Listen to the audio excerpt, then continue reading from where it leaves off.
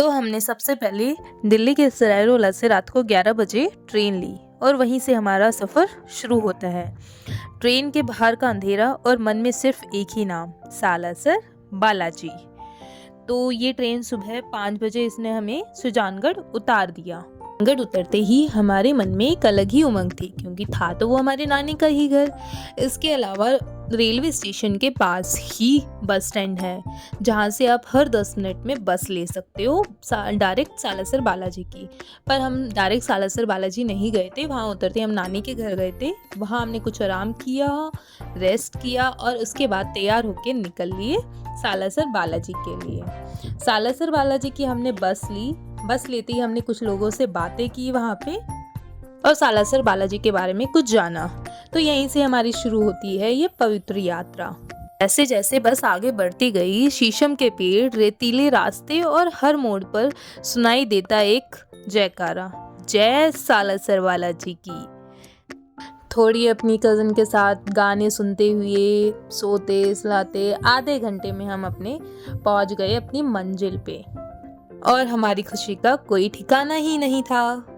सालासर बालाजी राजस्थान के चूरू डिस्ट्रिक्ट में स्थित हनुमान जी का एक अत्यंत प्रसिद्ध और चमत्कारी धाम है। माना जाता है कि सालासर बालाजी का निर्माण 1754 के आसपास हुआ था। कहा जाता है कि असोटा गांव में एक किसान का खेत और जमीन से स्वयंभू रूप में हनुमान जी की मूर्ति प्रकट हुई थी और उसी समय मंदिर के महाराज मोहनदास जी के सपने में आदेश पाया कि मूर्ति को सालासर ले जाए। यहीं से सालासर बालाजी की महिमा पूरे देश में फैलने लगी और आज भी देश विदेश से लाखों श्रद्धालु यहाँ दर्शन करने आते हैं।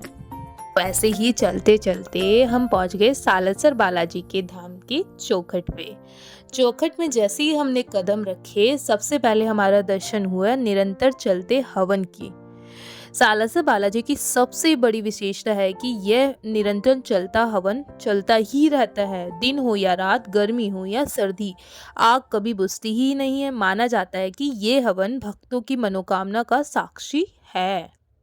जो भी श्रद्धा और विश्वास से हवन में आहुति देता है, बालाजी उनकी रक्षा करते हैं।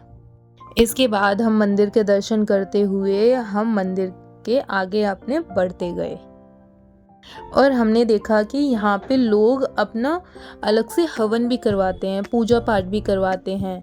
जिनकी मनोकामनाएं पूरी हो जाती है या बहुत सारी पूजाएं अलग अलग होती है, वो सब यहाँ पे करवा रहे होते हैं, क्योंकि यहाँ पे सब जगह अलग अलग तरीके के बने हुए होते हैं। जैसे कि आप देख सकते हो उस वीडियो में कैसे पूरा परिवार एक हवन करवा रहा है।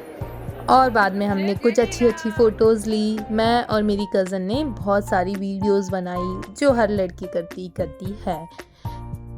और ऐसे करते करते हम आगे बढ़ते गए और हमने देखा कि यहाँ पे स्वामणि के लिए एक अलग ही पूरा वहाँ पे हॉल बना हुआ है। जैसे कि बहुत से लोग होते हैं जिन्हें स्वामणि करानी होती है, तो वो यहाँ के करवा सकते हैं। और यहाँ पे एक सत्संग भवन भी है, जहाँ पे पूरे टाइम सत्संग चलता रहता है। और हम हनुमान जी की मूर्ति की तरफ आगे बढ़े। आपने वैसे सुना ही होगा कि हनुमान जी की मूर्ति केसरिया रंग से क्यों रंगी होती है। ऐसा इसलिए क्योंकि एक बार माता सीता सिंदूर लगा रही होती है, तो हनुमान जी पूछते हैं कि माता सीता, आप ये सिंदूर क्यों लगाते हो? तो उन्होंने कहा कि इस सिंदूर लगाने से श्री राम जी की उम्र लंबी होती है। तो उसी कारण की वजह से इन्होंने अपने पूरे शरीर पर केसरिया रंग लगा लिया था।